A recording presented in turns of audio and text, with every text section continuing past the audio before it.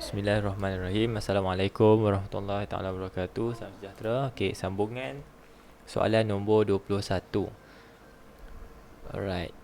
Diagram 21 shows two load with mass 3 kg and 5 kg connected by a string through a pulley. Okey, ni ada jisim 3 kg dengan jisim 5 kg pemberat. Okey, digantung oleh satu tali yang sama pada suatu pulley. When the system is released, how much the tension of the rope? T. Dia minta cari tension. Okay, first thing first, awak kena tahu tension tali sebelah kanan adalah sama dengan tension tali sebelah kiri. Sama sebab jumlah kerana ia merupakan satu sistem dan tali yang sama. Okay, so tension whether awak cari belah kiri ke belah kanan ke, nilai dia sentiasa sama. Okay, yang kedua, kita label dulu free body diagram. Maksudnya kalau ada mass kat situ, kita labelkan dia sebagai weight. Okay, 3 Newton ke bawah. Yang ini 5 Newton juga ke bawah. Okay, kedua. Yang ketiga, kita kena establish the motion. Kalau 5 dengan 3 kg digantungkan pada satu tali yang sama pada suatu puli, confirm 5 kg ni, Allah, kenapa sengit-sengit lah garisan yang buat ni. Ish. Kejap ya. Kenapa sengit-sengit? Padam balik.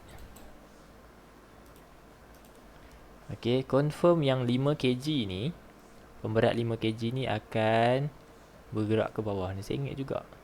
Yang ni akan bergerak ke atas. Okay.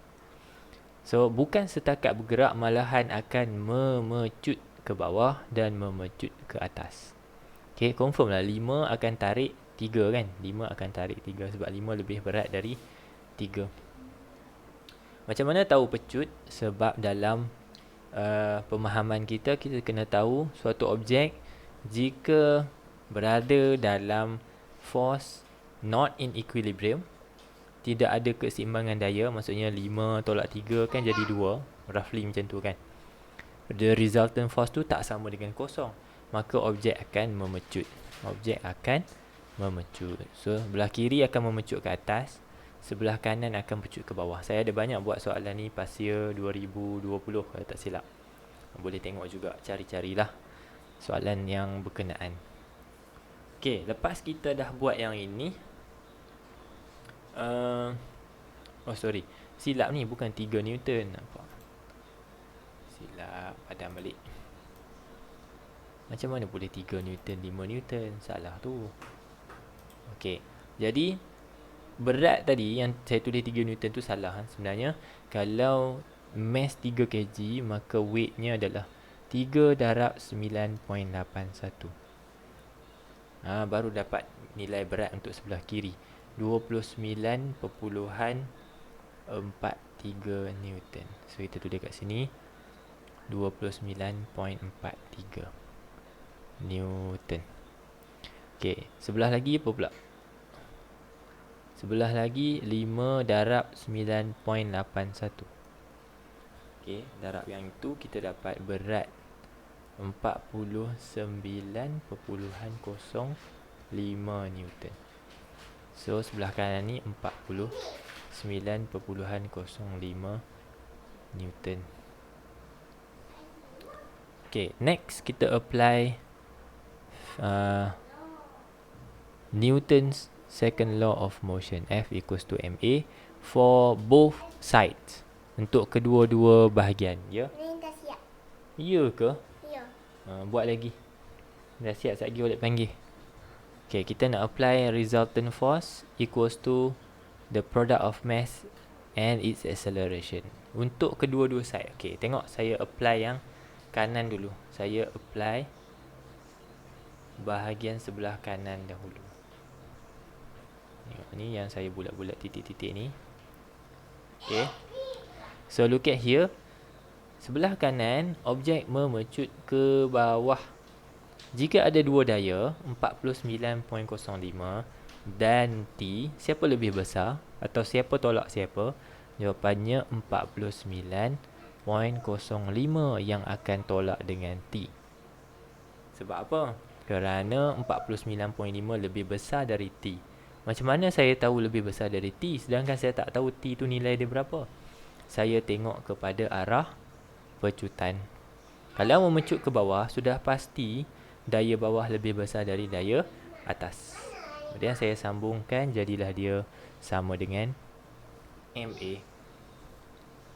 Yang ini saya buatkan dia jadi persamaan 1. Sebab saya tak buat lagi jadi persamaan 1, saya gantikan dulu. Jadi saya ganti terus Saya ganti terus kejap. Sebab saya boleh gantikan mass di sini kepada 3. So saya terus tulis 3A. 5A saya baik. 5A. Ni 5, jisimnya 5. Okay, saya jadikan yang ini persamaan 1. Okay, saya buat pula yang sebelah kiri. Sebelah kiri ada beza sikit. Menggunakan formula yang sama, tapi ada beza sikit lah. Sekarang ni sistem memecut ke atas. Jadi daya atas lebih besar dari daya bawah. Maka kita gantikan T tolak 29.43 sama dengan 3A. Kenapa 3? Sebab jisimnya 3 kg. Saya jadikan persamaan 2. Daripada sinilah awak tahu bahawa cikgu matematik awak mengajar simultaneous equation for a reason. Kenapa cikgu matematik ajar persamaan serentak? Sebab awak nak buat fizik, awak nak selesaikan masalah yang ditanya dalam fizik lah. Obviously. Jadi, untuk dapatkan T, kembali kepada kehendak soalan kita. Dia minta cari T. So, ada dua ada dua unknown. T dengan A kan. So, nak cari T, kita akan cancel off unknown kita yang tak berkenaan lah. Kita nak cancelkan A ni. Jadi, nak bahagi semua ni kepada 3 ataupun nak bahagi semua ni kepada 5, lepas tu nak ganti pun boleh. Awak boleh guna substitution. Ataupun awak boleh multiply persamaan 1 dengan 3 dan multiply persamaan 2 dengan 5. Okay, darab everything dengan 3, darab everything dengan 5. Supaya di hujung ni nanti akan jadi 15A. 5A darab 3, 15A. 3A darab 5, 15A. Okay. So, kita buat dulu persamaan 1 yang didarab 3. Persamaan 1 yang didarab 3. So, 49.05 darab 3, kita dapat 147.15. Tolak 3T. Okay, sama dengan 15A. Kita buat dia jadi persamaan 3. Kemudian persamaan 2 yang didarab dengan 5, maka jadi 5T tolak 147.15 sama dengan 15A. Jadi persamaan 4. Kemudian kita samakan persamaan 3 dan persamaan 4. Samakan. Kita ada 15A tu. Jadi kita ambil je sebelah kiri dia saja. 147.15 tolak 3T sama dengan 5T tolak 147.15. Okay, now kita dah ada satu unknown sahaja, iaitu T. Pindahkan 3T ni pergi sini, jadi 8T, betul? 8T. Bawa pergi sini. Bawa sini. Yang ni, sebelah sini, bawa pergi sana, jadi tambah 147.15 tambah 147.15. Ataupun darab 2 je, samalah 294.3. Bahagikan sahaja untuk dapatkan jawapan akhir. Okay, 36.78 Newton. Okay, sedikit panjang jalan kiranya, tapi kalau awak faham konsep forces in equilibrium dan cara nak gunakan Newton second law of motion, insyaAllah boleh selesai. Okay, Next. Kalau tak faham juga boleh ulang-ulang, boleh rujuk saya balik. Okay, boleh rujuk saya semula. 27. Okay, soalan 27. Seorang lelaki who survive after falling into the sea. Survive dalam kata lain dia terapung, float. So macam mana si lelaki ni boleh float? Kerana the life jacket helps this person. So the weight of this person equals to the buoyant force. Okay, disebabkan nilai weight sama dengan nilai buoyant force, maka lelaki ini berjaya untuk terapung, floating. Ini diterangkan dalam prinsip Archimedes. Okay, Archimedes principle. 28. A ball is thrown in a rotation moving forward in a curved path. Okay, bola tu dibaling pada arah ke kanan ke kanan, tapi akhirnya arah bola tersebut melengkung into this direction, melengkung. Okay, macam mana boleh melengkung? The curved ball path is due to, macam mana boleh melengkung? Yang ni diterangkan dalam prinsip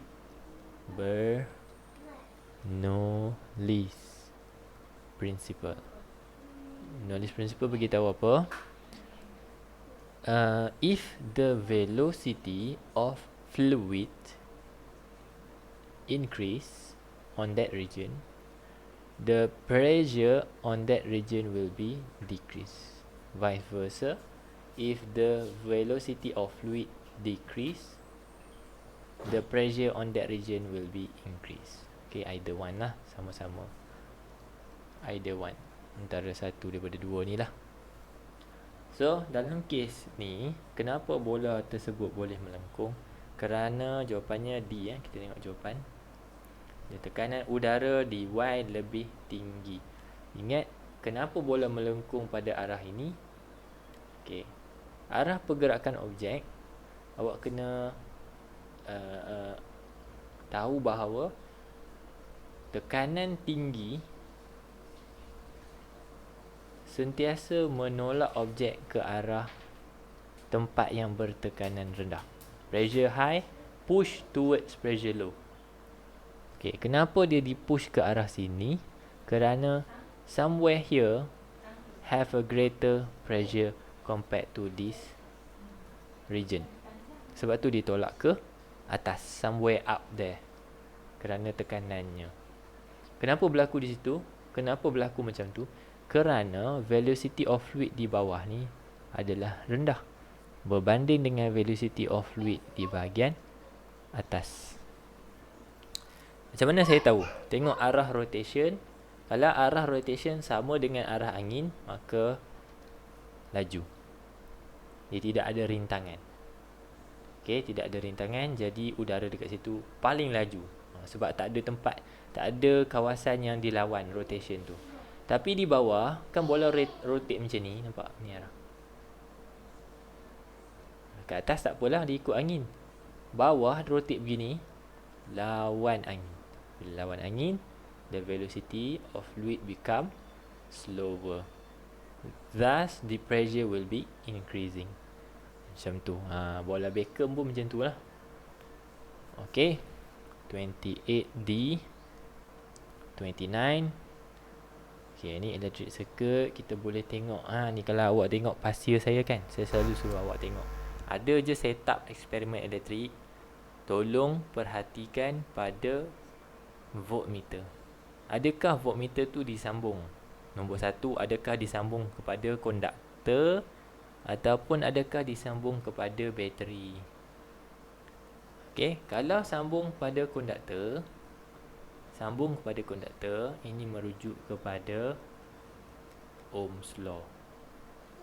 Kenapa Ohm's law? Ataupun apa tujuannya? Kita nak cari nilai rintangan. Kalau sambung dekat bateri, kita nak cari EMF dengan internal resistance. Okay, nevertheless, soalan dia bukan yang itu. Cuma saya nak ingatkan lah, dia punya trend soalan dia. Jadi ini Ohm's law ni, nak tengok dawai ni punya rintangan. Nak cari rintangan untuk wire tersebut. Soalannya, which change to the wire will produce highest reading on the ammeter? Ammeter baca apa? Ammeter membaca arus elektrik. Jadi dia nak highest apabila nilai current ataupun apakah yang akan menyebabkan nilai arus menjadi besar. Jawapannya adalah rintangan mesti rendah. Macam mana saya tahu point saya ni rintangan? Sebab saya tahu bahawa litar ni sebenarnya nak kaji nilai rintangan. Sebab tu kena ingat benda tu. Jadi something kita perlu adjust pada wire supaya rintangan dia jadi rendah. Factor affecting resistance, tajuk dia kan. So how about the length of the wire? Adakah kita nak panjangkan lagi atau pendekkan lagi? Panjang lagi ke pendek lagi? Jawapannya lebih pendek. Padam yang panjang. Padam. Okay, analogi dia macam ni. Kalau SPM awak tu, katalah sepatutnya awak ambil bulan 3 ni, kerajaan tangguh lagi bulan 7.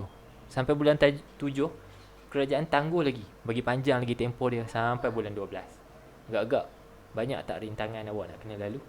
Banyak. Data kena banyak lagi, kena banyak belajar lagi, kena banyak duduk rumah lagi, kena banyak masa nak terluang, tak boleh nak bercuti, tak boleh nak macam-macam lah masa awak tu. Jadi banyak rintangan. So kalau lebih pendek, kurang rintangan sikit. Okay, kurang. Macam tu, lebih kurang lah analogi dia. Jadi seterusnya diameter. Kalau rintangan awak tu sepatutnya rendah, maka kita pilih jalan highway. Jalan highway kan ada 4 lane, dia besar. Jadi susah sikit lah nak jam kan. Kalau jalan tu jalan kampung, satu line saja, susah nak potong, jadi rintangan dia tinggi. So kita pilih highway. Highway tu jalan dia besar, maka kita ambil diameter besar. Okay, factor affecting resistance, check balik. Next, 30. Diagram 30 shows a bulb in which the filament is made of coil tungsten wire. Okay, tadi factor affecting resistance kan, salah satunya adalah the resistivity. Okay, different material have different resistivity. Resistivity ni adalah bermaksud setiap bahan atau material dia ada nilai rintangan dia yang berbeza-beza. Tungsten lain, konstantan lain, copper lain, apa lagi? Banyaklah kan lain. Kenapa kita pakai tungsten tu soalan dia lah. Okay, dan kenapa kita pakai tungsten? Kerana tungsten rintangannya tinggi, boleh menghasilkan tenaga haba yang lebih banyak, more heat, heat energy, more light produce. Itu secara ringkas. Okay, tak cukup dengan tu, bukan kita pakai dawai ataupun wire tungsten sahaja, kita akan gelungkan dia, coiled. Kenapa coil? Tengok kalau saya ada 2 point lah, point A, point B. Sini pun point A, point B. Sorry, C dengan D. Saya ada satu wire macam ni, satu lagi wire macam ni, coil. Apa beza antara wire daripada point A ke B dan wire daripada point C ke D? Jawapannya adalah the length. Obviously yang ni lebih panjang, maka rintangannya lebih tinggi. Jadi kita ganda kat sini. Sudahlah dia tungsten, rintangan dia memang sedia tinggi dah. Kemudian kita gelungkan lagi, menambahkan lagi rintangannya. Okay, menggandakan lagi rintangannya. Itu jawapannya. Jadi bila rintangan diganda-gandakan, maka lebih banyak tenaga haba yang dilepaskan dan lebih banyaklah cahaya yang dihasilkan. 32 shows a current carrying wire between poles of a pair of permanent magnet. So ini magnet selatan utara, kemudian ada arus ada dawai yang membawa arus, nampak ni. Okey, gunakan Fleming left hand rule. Left hand rule. Okey, Fleming left hand rule awak. Jari hantu awak adalah menunjukkan arah arus. This is towards you. Awak buat jari hantu awak ke arah awak. Jari hantu awak ke arah awak. Kemudian tanpa memusingkan jari hantu awak, pastikan jari telunjuk awak dipusingkan ke kiri, ke arah selatan. Jangan tergeliat, ke arah selatan. Dan ibu jari awak akan menunjukkan arah bawah, menandakan C adalah jawapannya. Bagi soalan macam ni, awak ada dua jawapan yang awak boleh cancel terus ni saya cakap. Kalau sini north, sini south, beza Ni utara belah kanan kan, ni utara belah kiri. Dia kata ada suatu wire kat sini. Kemudian dia bagi 4 arah lah, 4 pilihan jawapan. Okay, A, B, C, D. Ada dua jawapan yang awak boleh cancel, tutup mata cancel. Jawapan A, jawapan C, cancel. Wire tidak akan sesekali tertolak ke arah magnet. Macam ni pun sama. D confirm tak, B pun confirm tak. Tak akan tertolak ke arah magnet. Okay, tidak akan. So you are down to 50-50 chance. Macam biasa, 50-50 chance. Kalau awak buat elok-elok paper 1, awak boleh maybe around 32 to 35 over 40, insyaAllah. Paper 1 awak will be very useful to help you in the full mark. Sebab paper 200 marks. Okay, ada kat situ mungkin ada salah ke, terlupa ke apa ke. Paper 1 kena strong, insyaAllah boleh bantu. Lepas tu amali insyaAllah boleh buat. Okay, next 33. Diagram 33 shows a bar magnet. Dah siap? Okay, tunggu sekejap ya. Dan 10 minutes. Shows a bar magnet push into a solenoid connected to a zero-centered galvanometer. Ni galvanometer. Zero-centered maksudnya kosong di tengah. Macam tu. Dia boleh deflect ke kanan, boleh deflect ke kiri. Depends kepada arah arus aruhan yang terhasil.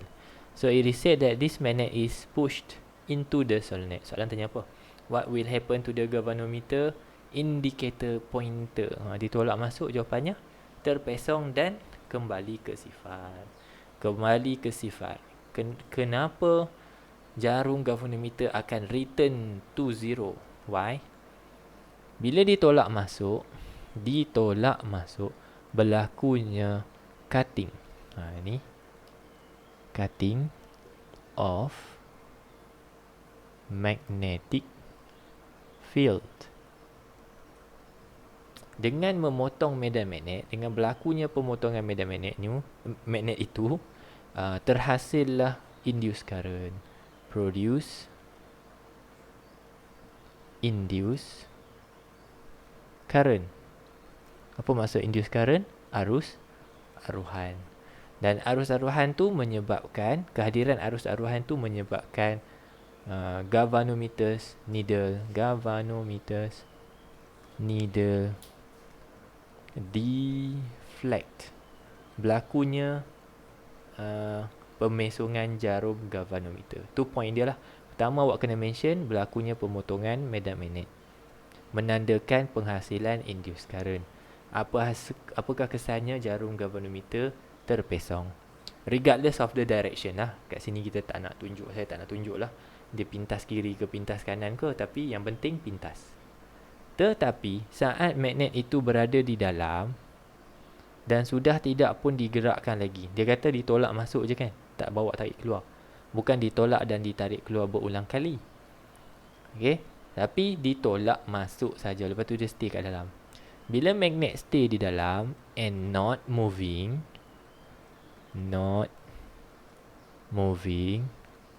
point ni adalah no cutting of magnetic field. menandakan no induced current dan no deflection of galvanometer's needle. Okay, ni point dia. So kalau tak bergerak, maka tidak ada berlakunya pemotongan medan magnet dan tidak ada arus aruhan yang terhasil, dan kesannya adalah tidak ada pemesongan pada jarum galvanometer. Okay, next 34. Sikit lagi Zahin. Diagram 34 shows the number of turns on the output terminal pair of transformer. Ni transformer, lukisan diagram dia. Okay, so diberi dekat sini, which pair of output terminals the output voltage is 12 volt. Okay, dia nak dekat sini terhasilnya 12 volt. Berapa asalnya? 6. This is your VP primary. This is your VS secondary. Kemudian kita ada info apa lagi? Kita ada 20 lilitan ni sebagai NP. So now our goal is to find your NS. How much? Berapa NS awak supaya boleh menghasilkan 12 volt? Keluarkan formula dia. VS bahagi VP sama dengan NS bahagi NP. Okay, keluarkan formula tu, ganti nilainya 12 VS bahagi 6 VP. NS awak nak cari, jangan pakai X. Okay, pakai NS lah. Nanti awak tak tahu X tu apa. Banyak pelajar dia suka, dia nak cari yang tu, dia tiba-tiba dia tukarkan jadi X pula. Minat sangat awak dengan X. Jangan obses dengan X. X tu matematik. Dalam matematik tu, kenapa kita gantikan dia dengan X? Sebab X could be anything yang awak sedang cari. Dia boleh jadi power, boleh jadi apa lagi, macam-macam lah, work ke, energy ke, number of photons ke, tu X lah tu. Tapi bila belajar physics, gantilah dengan simbol yang betul mengikut topik apa yang awak tengah cari tu. Nevertheless, selesaikan matematiknya, awak akan dapat NS sama dengan 40 turns. 40 turns. Okay, yang awak perlu cari adalah macam mana awak nak combine. This is a multi-tap. Kalau awak tengok pasir-pasir yang sebelum ni, tahun ni juga saya ada cerita pasal multi-tap transformer. Maksudnya kita boleh gabungkan lilitan-lilitan yang berada di sini supaya kita dapat capai berapa voltan yang kita nak. So accidentally kita dah dapat 40, maka kita gabungkan R dengan S lah supaya dapat 40 nombor lilitan pada secondary. So jawapan dia RS. 35 shows a circuit connected to CRO. Okay, ni litar. Ada dua diode tu, tengok tu. Ada dua diode ke sini. Number 1, number 2. Lepas tu sambungkan AC power supply. Ingat AC power supply, kita akan dapat waveform macam ni, sinusoidal AC. Okay, jadi dikatakan bahawa this AC waveform has turned into this shape. Dia ada atas, lepas tu bawah dia kosong. Dia ada atas, lepas tu dikosongkan lagi. Okay, apa maksud dia? Saya terang sikit Saya terang sikit kenapa jadi macam tu. An AC power supply have terminals that will interchange. Okay, interchange bila? For every half cycle. Let's say the first half cycle, positif di atas, negatif di bawah. So current keluar ikut positif, keluar di atas ni, pergi masuk dalam diode. Okay, yang ni forward bias, no problem. Current boleh flow pergi sini, pergi sini. Yang ni juga forward bias, pergi ke kiri, complete the circuit. Dapatlah the first half cycle. This is first half cycle. Mana second half cycle dia? Ni second half cycle, sama dengan kosong. Why? Kenapa second half cycle jadi kosong? Okay. Saya tunjukkan.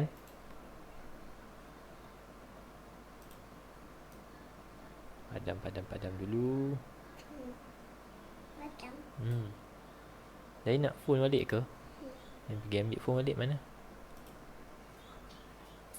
Cari. Nah tu. So ibu buka. Okay. Kalau tadi the first half cycle positif di atas, AC ni dia punya every half cycle terminal dia akan interchange, maka positif berada di bawah pula kali ni. Now what happened? Current keluar ikut positif, pergi kat sini tiba-tiba reverse bias. Current tak boleh flow. Bila current tak boleh flow, maksudnya current sama dengan kosong. Current sama dengan kosong. That is what shown here lah. Kenapa dia jadi flat je? Dia tak ada bawah ni. Ni. Yang bawah ni tak ada. Kerana telah pun dikosongkan. Jadi itulah yang berlaku berulang-ulang kali. For the third half cycle, first half cycle, yang ni kan, kenapa dia dapat balik atas? Kerana positif sudah pun berada di atas semula. Current boleh flow semula. Bila current boleh flow semula, dapatlah balik yang ni. So, it have remove half of the cycle. Jadi kita dapat forward bias, reverse bias. Forward bias, reverse bias. Ada current, tak ada current. Ada current, tak ada current. Itu yang dinyatakan dalam rajah 35. Okay, tu saya cerita dekat awak ni. Tapi bukan soalan dia yang itu. Cuma ulang kaji. Which of the following, tengok soalan dia sebenar. Which of the following traces is correctly displayed on the OSK when the P diode is inverted? Dia kata diode di bawah tu inverted. Okay. Now kita padam balik. Panjang sikit lah video ni kan, sebab ada penerangan yang perlu diceritakan lah. Kalau tidak, takkan tu nak bagi jawapan ni. Ringkas sangat pula kan. Okay. P inverted maksudnya kita buatkan P ni kepada arah begini. Arah begini. Tu maksud inverted. Okay. Songsangkan dia. Nah kita tengok. Untuk first half cycle, positif atas, negatif bawah, current keluar ikut sini. Okay, yang ni forward bias. Okay. Kemudian pergi ke sini. Lepas masuk sini, pergi kiri. Pergi kiri, tengok arah ni. Ni yang kita lukis baru ni. Dia lawan ke dia ikut? Dia lawan. Current tak boleh flow. Kita dapat apa? Kita dapat kosong. Itu yang pertama. Dapat kosong. Kita tak ada ni. Dapat kosong. Awal-awal lagi dah dapat kosong dah. Okay. Yang tu untuk first half cycle. Kita tengok second half cycle. Apa jadi pula? Ada ke kosong juga? Tadi positif atas, sekarang positif di bawah. Positif di bawah. Jadi current keluar ikut positif. Pergi sini, ikut arah, okay, no problem. Forward bias, naik atas. Pergi kiri, tiba-tiba reverse bias sekali lagi. Current tak boleh flow. Dapat apa? Dapat kosong. Padam. Positif pula kat atas, negatif dekat bawah. Reverse lagi kat sini. So for each and every half cycle akan berlaku reverse bias pada salah satu diode. So awak akan dapat kosong, lepas kosong, kosong, lepas kosong, kosong, lepas kosong, kosong, over and over again. Jawapannya C. Ni maksudnya kosong ni. Okay, that is how awak selesaikan soalannya melibatkan OSK ataupun CRO. 36. 36 shows an automatic circuit using a transistor. Okay, the resistance of the thermistor decreases as the surrounding temperature rises. Yang ni nota ni kan. Thermistor ni sifat dia, kalau keadaannya panas, dalam keadaan panas, nilai rintangannya akan berkurang. Dia beza dengan konduktor. Konduktor biasa, Kalau suhu tinggi, rintangan jadi tinggi. Thermistor dia terbalik. Okay, next, the bell will ring when the potential difference across resistor R is 4 volt. Ni R, V untuk R adalah 4 volt. Macam tu kita tulis. What is the resistance of the thermistor? Okay, yang ini dapat diselesaikan dengan menggunakan formula. Okay, kita akan namakan yang di atas ni sebagai, yang di bawah ni sebagai R1. Resistance of thermistor adalah R2. Okay, so yang ni jadi V1, dan di atas ni jadi V2, walaupun tak ada kena-mengena. Di hujung ni is your V, which is 6 volt. V dia tak ada V1, tak ada V2.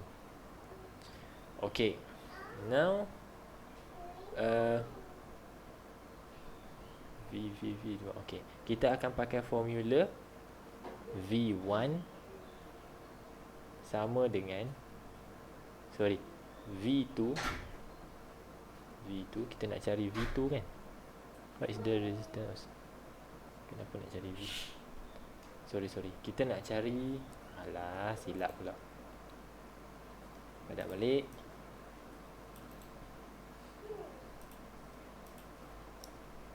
Okay, kita nak cari R2. Okay, kita nak cari R2. Kejap lagi R2 ada kat sini. Saya buat dulu formula dia. V1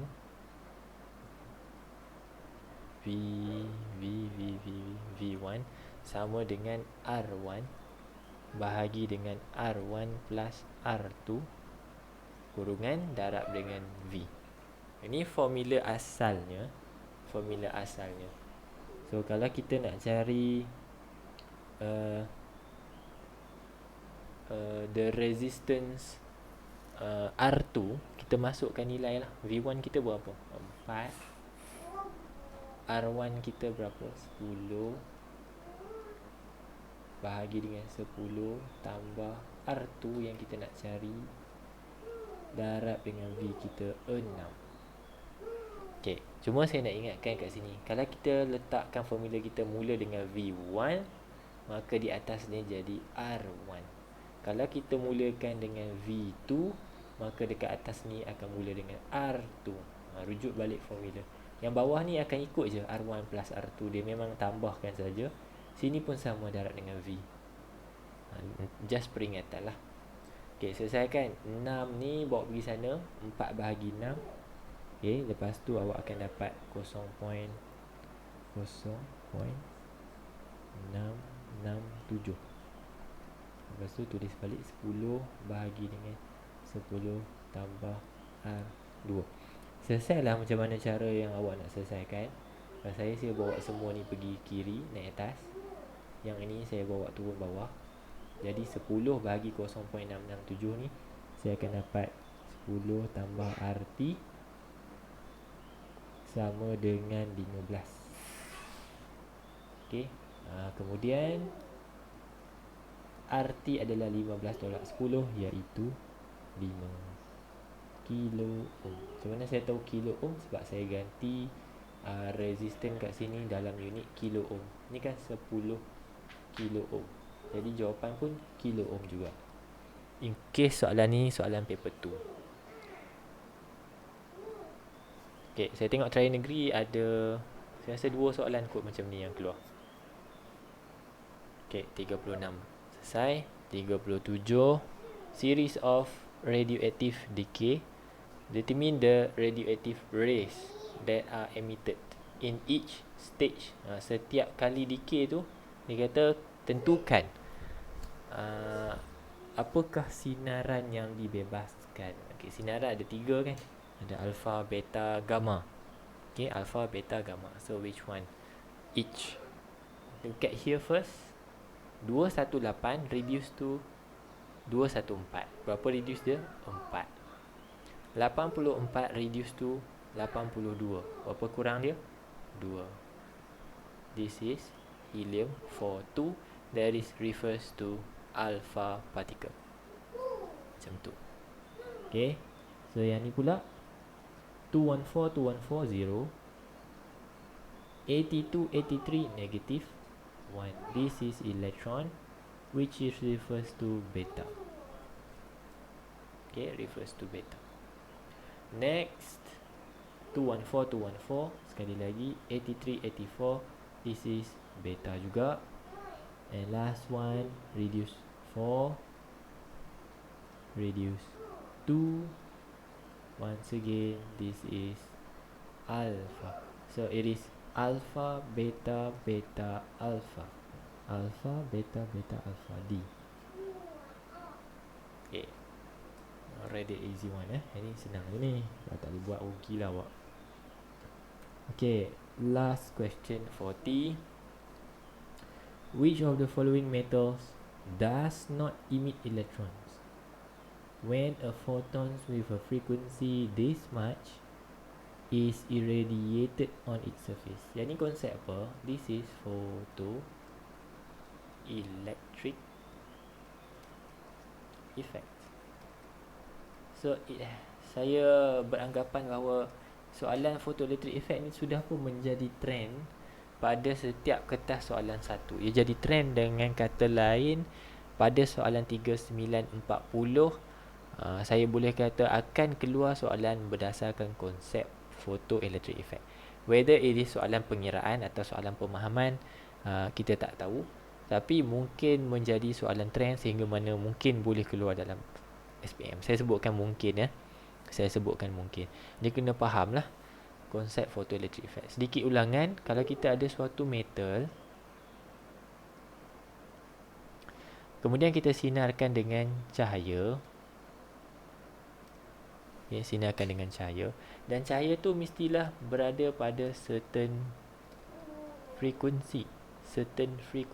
Satu frekuensi yang tertentu, dengan syarat frekuensi itu melebihi suatu nilai frekuensi yang dipanggil sebagai frekuensi ambang, threshold.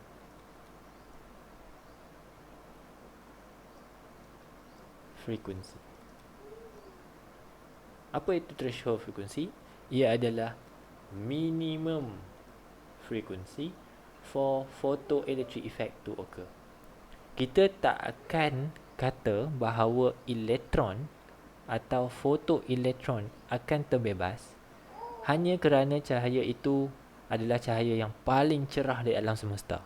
Dia bukan intensity of light, tetapi frequency of light. Ini penting. Awak kena faham yang ni. Cahaya tu mesti ada suatu frekuensi yang melebihi frekuensi ambang sesetengah bagi metal tersebut. Okay. Jadi contohlah kita ambil tantalum. Logam tu lah, metal tu ada jenis tantalum. Tantalum ni mempunyai frekuensi ambang sebanyak 1/10 1.03/10^14 Hertz. This is tantalum's threshold frequency. Apa maksud dia kat sini? Kalau kita ambil satu cahaya yang frekuensinya sama atau lebih dari nilai ini, barulah photoelectric effect akan berlaku. Itu maksudnya. Tak kira lah cahaya tu tinggi mana frekuensi dia, tapi kalau tak lebih pada ni, photoelectric effect tidak akan berlaku. Okey, saya harap awak boleh faham yang tu. Sedikit penambahan lagi. Apa kesan dia kalau photoelectric effect tu dikatakan berlaku? Okey, kesannya adalah pembebasan ataupun terbebasnya elektron yang dipanggil sebagai photoelektron. Photoelektron. Okey, iaitu elektron yang terhasil daripada fenomena photoelectric effect, kesan photoelektrik. Okey. Jadi kerja awak soalan 40 ni hanyalah membandingkan frekuensi dalam soalan dengan frekuensi pada pilihan jawapan. Okay, dia nak does not. Maksudnya nak kena cari yang lebih tinggi daripada ni lah. 1.304 ni. Jawapannya adalah D, platinum. Sebab apa? Frekuensi ambang untuk platinum adalah 1.36. Kuasa dia dah sama dah, tapi yang ni 136. Yang ni 1304, tak lebih. Frekuensi ni tidak melebihi frekuensi ambang untuk platinum. Jadi cahaya yang dipancarkan tidak mampu menyebabkan platinum membebaskan elektron ataupun foto elektron. Yang lain tak ada masalah, yang lain semua rendah. Yang ni lepas, tantalum lepas, molybdenum lepas, iridium lepas. Lepas dengan arti kata berjaya menghasilkan photoelectric effect ataupun pembebasan foto elektron.